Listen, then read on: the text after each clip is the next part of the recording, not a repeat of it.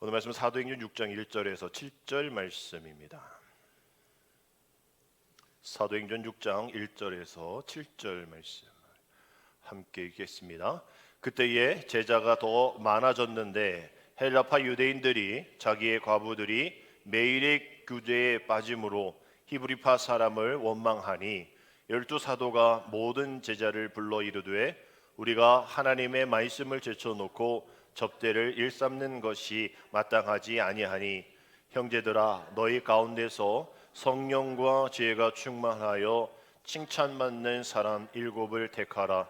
우리가 이 일을 그들에게 맡기고 우리는 오로지 기도하는 일과 말씀 사역에 힘쓰리라 하니 온 무리가 이 말을 기뻐하여 믿음과 성령이 충만한 사람 스데반과 또 빌립과 브루고로와 니가노로와 디몬과 바메나와 유대교에 입교했던 안디옥 사람 니골라를 택하여 사도들 앞에 세우니 사도들이 기도하고 그들에게 안수하니라. 하나님의 말씀이 점점 왕성하여 예루살렘에 있는 제자의 수가 더 심히 많아지고 허다한 제사장의 무리도 이 도에 복종하니라. 아멘. 할렐루야. 우리 영하 19도까지 나온 한파가 계속 이어지는 가운데에 한 주도 잘 지내셨는지요? 전국이 꽁꽁 얼어붙었던 한 주였습니다. 전문가들이 왜 그럴까 봤더니 작년 가을에 북극에 얼음이 엄청 많이 녹았대요. 그래가지고 이런 다른 현상도 있겠지만 하여튼 역대급으로 많이 녹아서 또 이러한 일들이 일어난 것이다라고 얘기를 합니다. 극한 추위가 이번 주에도 계속 이어질 텐데요. 우리 지난주에 정말 가장 추웠던 그 날에 장례식이 하나 있었습니다. 우리 교회는 아니고요. 우리 임계교회 장로님이신데 우리 공지가 뜨거든요. 그래서 임계교회 장로님 박세광 장로님 돌아가셨습니다라고 떴단 말이에요. 근데 원로 장로님들이 좀 돌아가시는 공지가 많아서 임계교회 박세광 장로님 문득 우리가 그 전 등급 4경회 때 뵀던 그분 60년생이거든요. 그리고 월요일 날 지난주 월요일에 임계교회 목사님 아들이 결혼식을 이제 2월 7일 하기 때문에 앞잔치를 월요일 날 했단 말이에요. 그래서 제가 가서 이렇게 축하를 해드릴 때에 우리 장로님들이 또 교우분들이 열심히 식사도 준비하시고 차량 관리를 하실 때에 차량 우리가 이렇게 안내를 하시는 그 장로님이셨단 말이에요. 그래서 아니겠지, 동명이인이겠지 생각했는데 그 장로님이 그 월요일날 다음 날 직장에서 일하시는 게 산림 쪽이신데 나무가 쓰러진 것에 맞아서 그 자리에서 돌아가셨단 말이에요. 월요일에는 잔치, 목사님 아들 잔치, 그 다음 날은 장례, 제일 추운 날 발인, 이렇게 이어지는 그 한 주를 보냈습니다. 그래서 가야 되나 말아야 되나. 저 장로님들 장례는 잘 안 가는데 너무 마음이 불편한 거예요. 우리 차성원 집사님도 등급 4경회 때 같이 계셨어요. 아마 차 집사님 앞에 계셨던 분일 텐데 우리 유인물 나눠줬던 기억하시는 키 크신 분. 어제만 해도 뵀던 분인데 갑작스럽게 오늘 사고로 돌아가셨다라는 소식을 듣고 너무나 마음이 그래서 우리 목사님 지방의 목사님들하고 강릉 예식장 갔다 왔습니다. 장로님도 키가 크시고 잘생기셨거든요. 두 아들도 아주 잘생기고 또 법원에서 일하시는지 화환이 다 법원처에서 이렇게 막 온 화환도 있더라고요. 예배는 저희가 드리지 않았기 때문에 임기교회에서 드렸겠지만 인사하고 또 오면서 정말 이 꽁꽁 얼어붙은 그날의 장례 일정이 되어지는 그 모습들이 좀 안타까웠습니다. 근데 또 어저께는 임기교회 목사님 생신이셨단 말이에요. 또 그래서 이렇게 저렇게 또 목사님 괜찮으세요? 또 오늘 교회에 정말 많은 그런 아픔과 또 슬픔이 있을 텐데 목사님 힘내세요 이러면서 전화를 드렸더니 목사님이 한숨을 푹 쉬시면서 당신이 88년부터 목회 시작했는데 88년부터 목회 생활 쭉 하면서 만나본 장로님들 중에 가장 최고의 장로님이셨는데 거기 한 지 3년 정도밖에 되지 않았잖아요. 정말 이분과 함께 믿음 목회 생활 사역 잘 감당하고 싶었는데 하나님 그렇게 불러가셨다고. 정말 그런 장로님 없다고. 왜 하나님 그런 장로님 불러가실까? 너무 마음이 아프셨다는 거예요.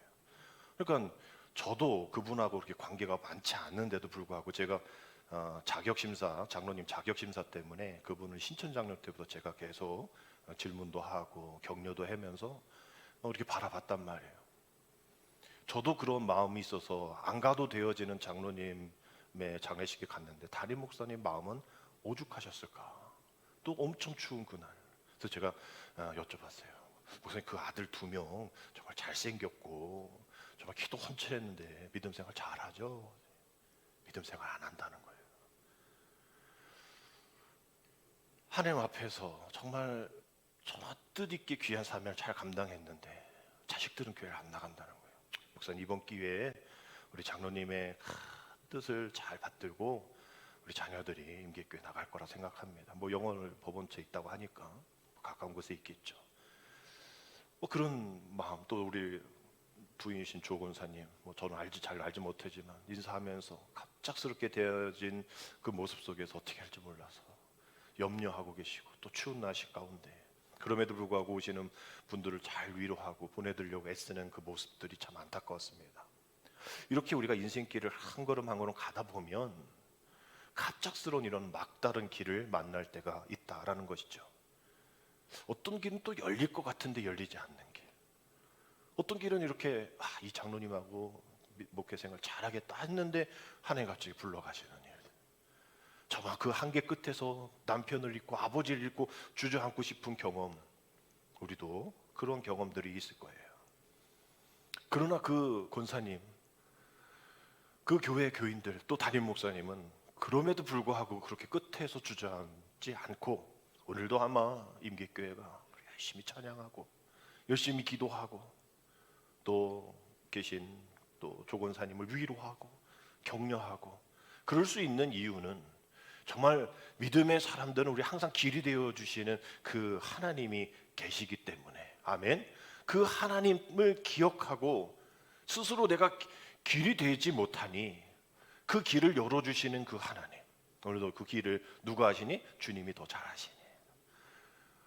그 길이 스스로 길이 되셔서 우리 가운데 오신 그 주님을 우리가 믿고 있기 때문에 그런 갑작스럽게 돌아가시는 그런 장래의 상황 속에서도 하나님을 바라보며 내가 생각하지 못한 길로 이끄시지만 생각지도 못한 방법으로 또다시 분명 그 길을 열어주실 것이다. 우리가 이런 믿음으로 살아가야 될 믿음의 사람들인 줄 믿습니다. 그래서 막다른 길에 또 벽에 우리가 처한다 할지라도 우리가 벽이죠. 우리가 대하는 게 벽이죠. 주님은 그것을 문으로 영원한 생명의 길을 열어주시는 문으로 이끌어 주셔서 예수님을 따라서 믿음의 사람들은 내가 스스로 길이 되겠다라는 사람이 아니라 그 길을 알고 있는 사람이 되어서 그 길을 초대하고 그 길을 초청하고 그 길을 알려줄 수 있는 그러한 예수님의 사람, 작은 예수의 삶을 살아가는 사람이 되어야 합니다. 그래서 문제를 보고 원망하고 한탄하고 나 이제 어떻게 살아 주저앉고 좌절하고 그 믿음 버리는 무너지는 그런 삶이 아니라 다시 한번 이 신앙의 관점으로 이 일들이 왜 우리 가정에 일어났을까? 이 일들이 왜 우리 교회 안에 일어났을까?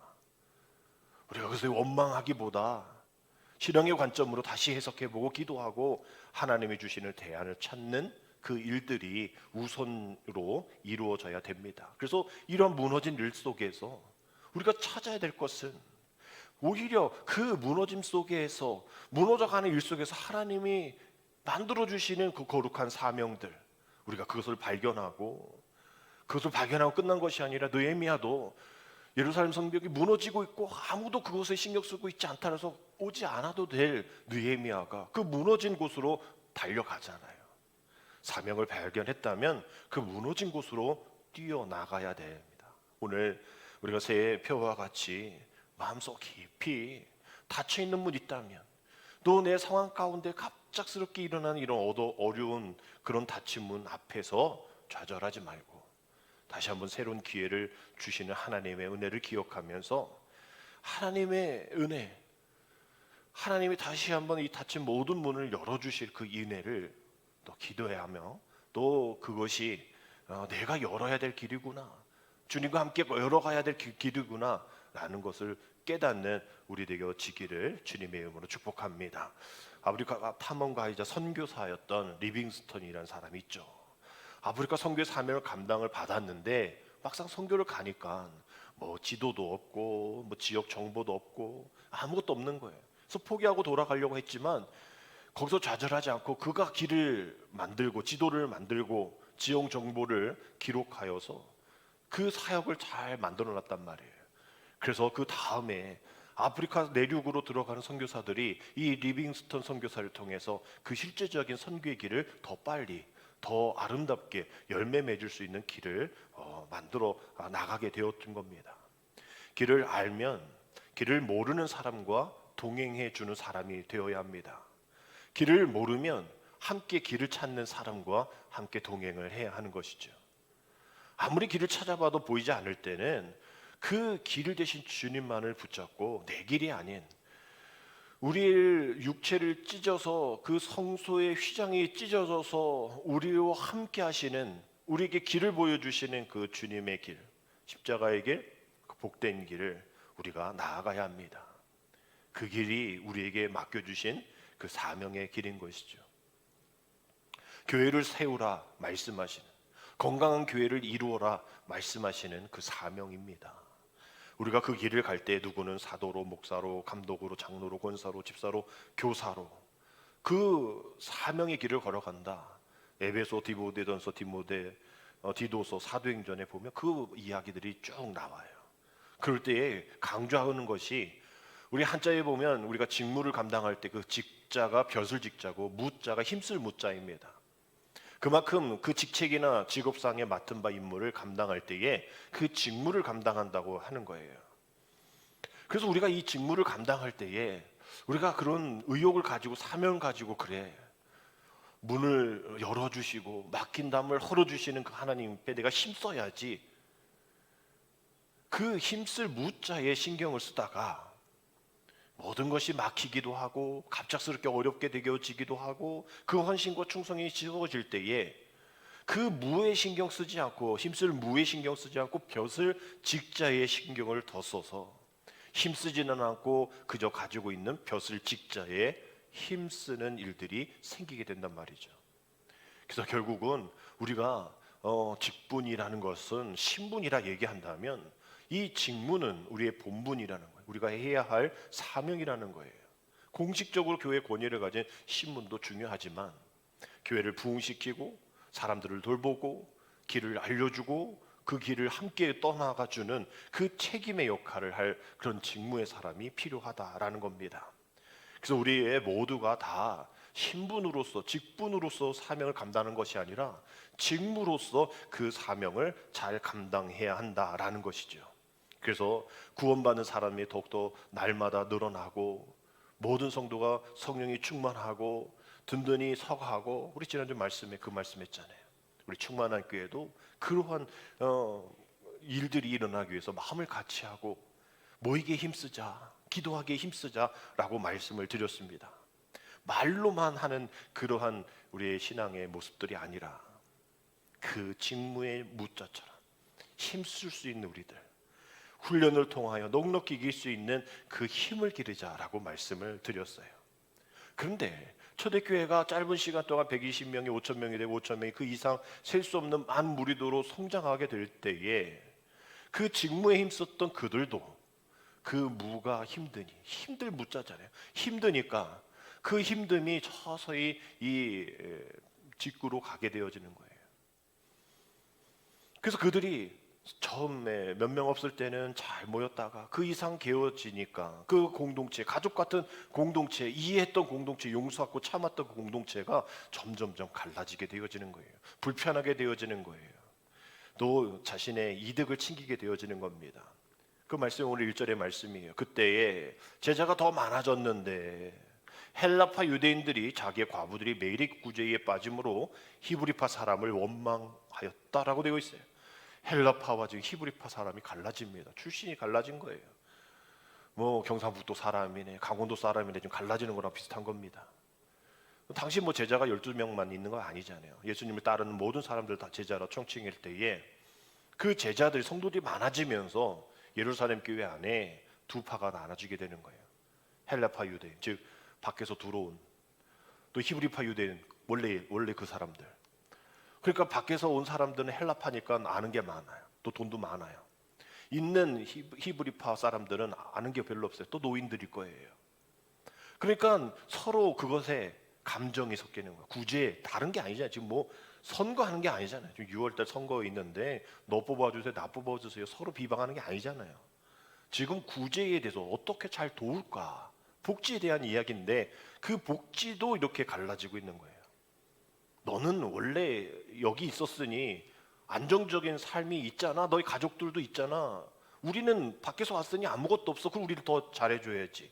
우리를 더 줘야지. 너네들 매일 받아? 왜 우리는 3일만 받아? 왜 너는 10개 받아? 우리는 왜 5개밖에 못 받아? 이렇게 되어지는 거예요. 소외당했다는 거죠. 섭섭하다는 거예요. 남들보다 더 많이 가져야 된다고 생각하는 겁니다. 이러고 불평한 거죠. 그래서 사도들이 판단한 것은 교회 문제를 해결하기 위해 교회 일을 잘 할 수 있는 사람을 세우자. 오늘 3절의 말씀 봅니다. 형제들아, 너희 가운데서 성령과 지혜가 충만하여 칭찬받는 사람 7을 택하라. 우리가 이 일을 그들에게 맡기고 라고 되어 있어요. 사도행전 교회가 사람을 뽑고 그 사명을 감당할 때에 제1순위는 성령 충만입니다. 성령 충만, 영적 권위에 대한 이야기인 거죠. 그래서 이 성령 충만이라는 영적 권위를 가지고 제 첫 번째로 사람을 뽑게 됩니다. 그 성령 충만함이 경건함과 존귀함과 영광스러움을 가진 이들이죠. 뭐 은사 받은 사람 그런 걸 얘기하는 게 아니에요. 뭐 병 고치고 뭐 안수하고 방언하고 이런 사람만 성령 충만의 사람이라 얘기하지 않습니다. 하나님의 성령에 의해서 세워지는 영적으로 명예롭고 존귀한, 경건하고 존귀한, 영광스러운 그러한 사람 7을 뽑았다라고 되어 있죠. 성령 충만의 의미가 바로 이 영적 성숙에 대한 이야기인 겁니다. 성령 충만 사람은 정죄하지 않아요. 남을 심판하지 않습니다. 비판하지 않습니다. 그런 사람은 성령 충만한 사람 아니에요. 오히려 서로 돕고 유익하게 하고 또 성령의 인격과 성령의 성품과 또 성령의 열매로 그 직분을 묵묵히 감당하는 사람을 성령의 사람이다, 성령 충만한 사람이다라고 얘기를 하는 겁니다. 그 안에 얼마나 성령으로 채워져 있는가, 그 성령으로 해서 자신이 얼마나 변화되어지고 있는가, 얼마나 그 성령 충만하도록 애쓰고 있는가, 그러한 성령 충만한 사람이 그 교회에 세워져서 흔들림 없는 교회를 섬기기를 원하였던 것이죠. 이렇게 첫 번째 성령 충만한 사람과 더불어 두 번째 자격 요건은 바로 지혜 있는 사람이다라고 얘기를 하죠. 아니 성령 충만이면 다 됐지 무슨 지혜까지 필요합니까? 라고 이야기할지 몰라요. 근데 지혜 충만도 분명히 필요한 것이, 지혜는 분별력 있게 말하고 행동한다라고 이야기를 하잖아요. 성령 충만이 영적인 준비라면 이 지혜 충만은 사역의 준비다라고 볼 수가 있는 거예요. 우리 영적인 충만으로만 우리가 살아갈 수 없죠. 예배만 드릴 수 없잖아요. 우리가 사역을 해야 되잖아요. 그러니 성령 충만과 더불어서 제 두 번째 순위는 지혜 충만이다라는 거예요. 그래서 이 성령 충만이 너무나 강하다 보면 지혜보다 앞서 행동하게 되어지는 일이 많아요. 또 지혜로운 사람은 또 너무 생각이 많아. 그래가지고 행동이 느려지는 경우가 많습니다. 그래서 어떤 사람 성령 충만만 강조하는 사람과 지혜 충만만 강조하는 사람은 서로 대립을 이루어요. 너 왜 이렇게 빨리 못하냐고, 왜 이렇게 빨리빨리 못하고 왜 이렇게 깊게 생각하지 않냐고, 서로에 대한 대립을 또 자기 색깔을 고집합니다. 그래서 이렇게 한쪽으로 너무 치우치면 본인뿐만 아니라 다른 사람도, 공동체도 어려움을 겪게 되어지는 것이죠. 가장 좋은 방법은 무엇입니까? 서로 지혜를 또 성령을 균형을 이루어가는 거예요. 내가 성령 충만이 좀 모자르다, 성령 충만함으로. 내가 지혜가 좀 모자르다, 그럼 지혜 충만으로 나아가면 되어지는 겁니다. 혹은 그 두 사람이 사명을 잘 감당하는 것이죠. 내가 부족한 것을 네가 갖고 있으니. 그리고 어느 한쪽이 좋고 나쁜 차원이 아니라 성령 충만하고 지혜 충만한 그런 사람이 되도록 그런 공동체가 되도록 서로 협력하는 것이 필요하다라는 것이죠. 이 성령 충만이 필요로 하지만 지혜 충만도 필요한 이유는 그 사역에 대한 준비라고 했잖아요. 우리 교회의 사역에 일들이 얼마나 많습니까? 예배에 대한 그 사역도 많지만 오늘도 준비해야 될, 또 어제도 준비해야 될 그런 사역들이 많죠. 근데 교회마다 그 사역에 가장 어려운 것이 무엇이냐고 물어보면 말 때문에 힘듭니다라고 이야기하는 분들이 많이 계세요. 교회에서 일어나는 불미스러운 일들을 다 종합적으로 하나로 묶어보면 누가 어떤 말을 해서, 누가 어떤 판단을 해서, 어떤 말을 들어서, 그런 배려가 없어서 오늘도 이런 헬라파, 히브리파 사람들의 이 불평의 말들이잖아요. 확인되지 않고 판단하고 말하기 쉽는 그런 것들. 그래서 그러한 원망하고 불평하는 말 때문에 초대교회도 또 지금 현대교회도 어려움을 겪게 된 겁니다. 충만했다고, 성령 충만했다고 그 말이 다 옳은 것인가? 아니잖아요. 뭐 어려움 있을 때 성령 충만한 사람은 얘기하죠. 기도 안 해서 그래. 예배 빠져서 그래. 그렇게 이야기하고 싶겠지만 그것이 다 옳은 것은 아니잖아요. 그래서 지혜가 필요한 거죠. 지혜가 부족하면 할 말과 하지 말아야 해요. 덕이 되는 말과 해가 되는 말, 좋은 말과 나쁜 말을 구별하지 못합니다. 그러니까 막 하는 거예요. 위로가 되는 것 같이 이야기하지만 듣는 이들은 상처받고 오해하고 또 소문내고. 교회에서 들리는 이야기와 소문의 대부분이 다 분별력 없이 쉽게 말해서 일어나는 헛된 것들이잖아요. 그러니까 직분자들은 지혜가 충만하여 분별력 가지고 말을 지혜롭게 잘 해야 합니다. 사람들은 문제를 잘 알고 있다고 생각하고 잘 지적을 합니다. 근데 그런 사람이 필요하죠. 누군가 이렇게 알려주었으니까. 그러면 그 문제만 지적하지 말고 대안을 줘야지. 대책을 줘야죠. 또 함께 그것을 풀어나갈 그런 의지가 있어야 되잖아요. 근데 그게 점점 초대교회는 사라진 거예요. 가족 같은 공동체에서는 다 그렇게 지적도 하지만 위로도 해주고 해결도 해주고 대안도 마련해주고 함께 해줬는데 이 사람들이 많아지다 보니까 그 일들이 되지 않고 오히려 지적만 있게 되어지는 거예요. 그 성도들을 어떤 문제, 원망 그걸 얘기하고 문제를 푸는 그 지혜가 없는, 그렇기 때문에 성령 충만의 사람도 필요하지만 지혜 있는 사람을 세워서 더욱더 교회를 확장시킬 그러한 일들이 초대교회에 필요했던 겁니다. 지금 우리들의 교회가 닮아야 할 또 좋은 자세인 것이죠. 그리고 5절 6절 말씀 보면 온 무리가 이 말을 기뻐하여 믿음과 성령이 충만한 사람 스데반과 또 빌립과 브루고노와 니가노르와 디몬과 바메마나와 유대교에 입교했던 안디옥 사람 니골라를 택하여 사도들 앞에 세우니 사도들이 기도하고 그에게 안수하니라. 성령 충만, 지혜 충만만 있어도 좋겠어요. 그런데 오늘 말씀에서는 마지막 하나 더 충만해야 된다라고 얘기합니다. 어떤 충만입니까? 믿음 충만이에요. 믿음과 성령이 충만한 사람이라고 했죠. 앞에서는 성령과 지혜가 충만한 사람, 합쳐보면 성령과 지혜와 믿음이 충만한 사람, 그 사람이 필요하다라고 얘기하는 거예요. 그 믿음이 왜 충만해야 될까? 성령은 아까 말씀드린 사람을 변화시키고 일을 할 수 있도록 변화를 주는 힘이라면 지혜는 그 어떤 사역, 어떻게 바르게 분별하고 그 일을 할 수 있을까를 만드는 힘이죠. 그러나 그 모든 것들이 다 쓰러질 때가 있습니다. 포기될 때가 있어요. 좌절할 때가 있습니다. 그럴 때에 그 믿음을 통하여서 어떤 것까지라도 가능하도록 그 일을 잘 마무리할 수 있도록 끝까지 그 사명 감당할 수 있도록 만드는 힘이 바로 믿음입니다. 그래서 우리는 성령 충만도 필요하고 지혜 충만도 필요하고 마지막 뭐가 필요하다? 믿음 충만이 필요하다라고 얘기하는 거예요. 우린 충만한 교회잖아요. 돈도 충만해야 되겠죠. 그렇죠? 사람도 충만해야겠지만 우리는 그것이 우리의 제일 먼저 보이는 그런 충만함의 바람이지만 우리 주님은 우리 충만한 교회에 어떤 것이 원하는가?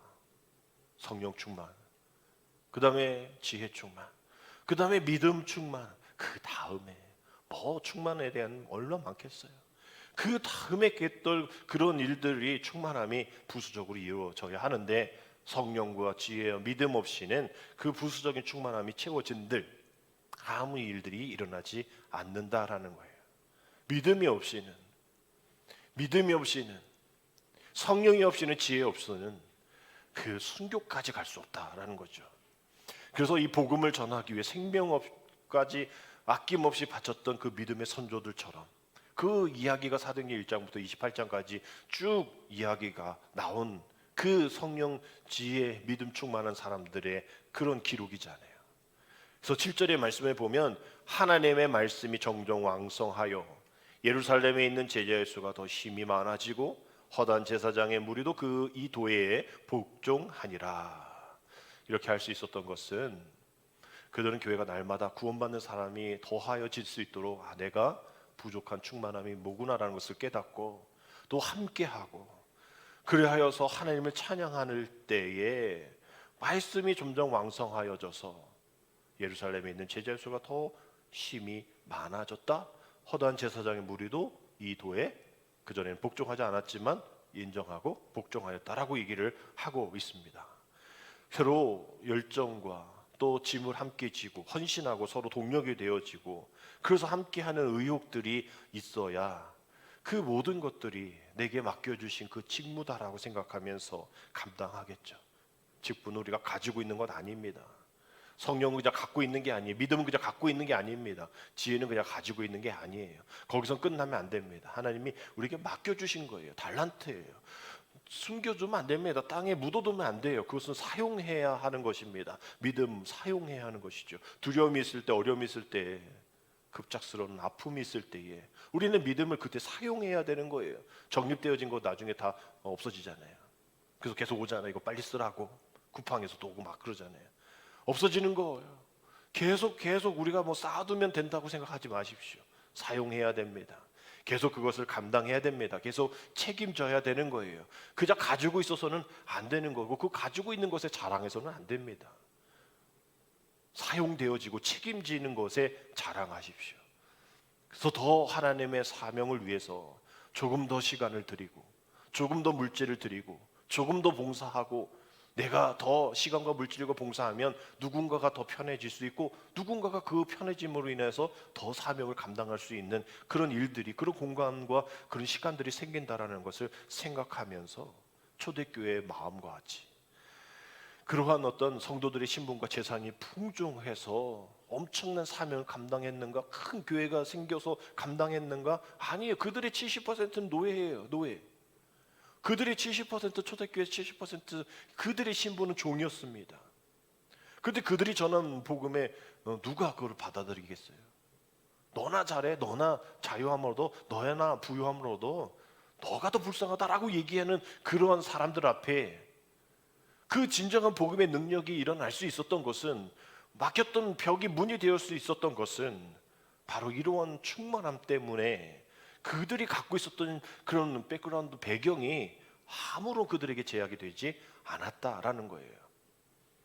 결국 모든 직분자들이 교회를 지키기 위해, 또 그 신앙을 지키기 위해, 그 진리를 전하기 위해 그 예수 그리스도 때문에 목숨 바치며 그 선한 싸움을 다 했기 때문에 어려움과 고통과 아픔과 문제와 시험으로 흔들리지 않고, 좌절하지 않고, 다시 어려움 속에서 으쌰으쌰 일어나고,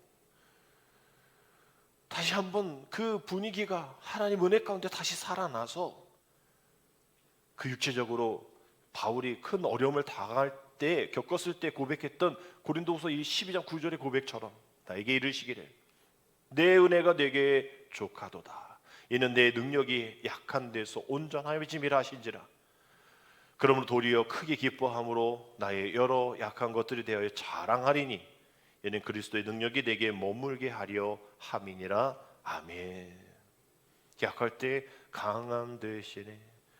우리가 그 찬양을 하면서 우리 약할 때 우리가 강함, 약해서 절망이 되어지는 것이 아니라 능력을 얻게 되어지는 기회로 여기는 것, 어려움도 우리가 당할 때에 복음의 전파와의 진전이 있게 되어지는 것을 우리는 기억해야 합니다. 빌립보서 1장 12절 우리 함께 읽겠습니다. 형제들아, 내가 당한 일이 도리어 복음 전파의 진전이 된 줄을 너희가 알기를 원하노라. 왜 알기를 원한다고 얘기했을까요? 모르니까. 이게 그건지를 모르니까 좀 알기를 원해. 네가 당한 일 좌절이 아니야, 벽이 아니야. 도리어 복음 전파되어지는 일에 그렇게 복음 전파를 하고 싶었잖아. 근데 잘 안 됐잖아. 근데 그 일들의 진전이 되어지는 이 일임을 기억해야 돼. 그 사도행전의 내용은 지치고 넘어지는 비참한 내용이 가득 담긴 책이 아닙니다. 일어나 용기 내는 책이에요. 그러라고 힘주는 책입니다. 그래서 사도행전에 20회 이상 계속 복음을 전하기 위해 떠나는 그런 사람들에게 이런 이야기합니다. 주의 사자가 빌립비에게 나타나 이르되 일어나서 가라.